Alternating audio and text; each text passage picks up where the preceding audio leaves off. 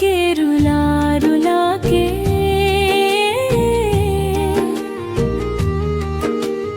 हंसे लागेले। रोटी में प्यार रहे, आँख में पानी। हे सैया जी सुनला हमार कहानी, सुनला हमार कहानी। भोर ही से जागी चूल्हा जलवनी, तोहरा खातिर सजनी सब कुछ बनवनी।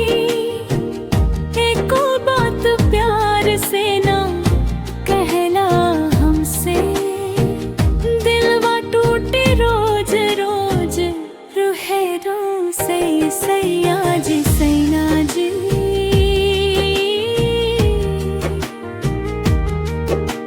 खाना मांगले, हमके रुला रुला के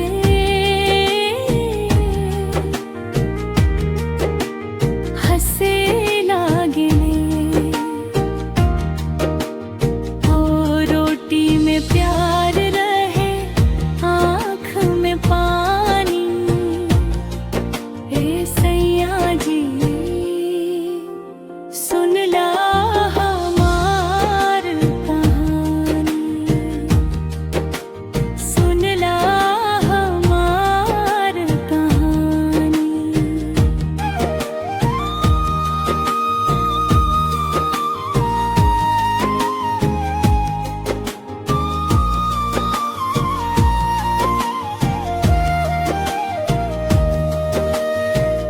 थोड़ा सा हंस दी, थोड़ा मान दी, अपने दिल में हमके भी पहचान दी।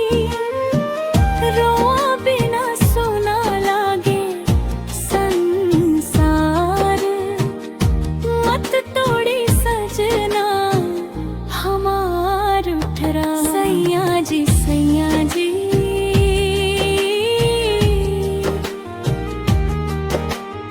अब मुस्का दी, रूठल दिलवा के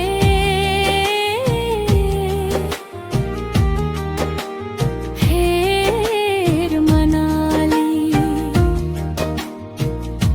प्यार से खाली हमार बनावल खाना, एही में बसल बा हमार सारा जमाना। सैया जी सैया जी